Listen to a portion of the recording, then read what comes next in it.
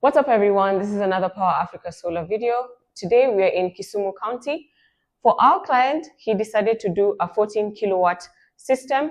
14 kilowatt meaning he did decide to stack two inverters of 7.2 kilowatts together to give him the 14 kilowatt.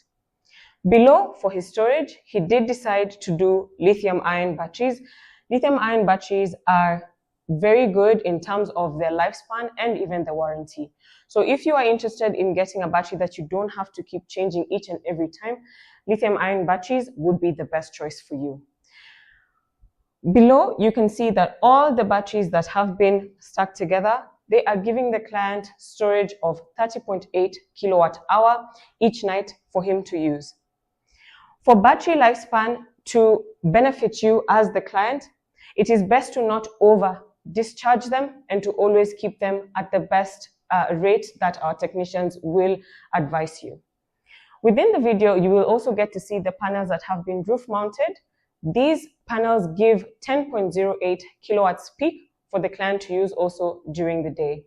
For this installation and more, you can reach out to us on info@powerafricasolar.com or call us on the numbers provided below. See you next time.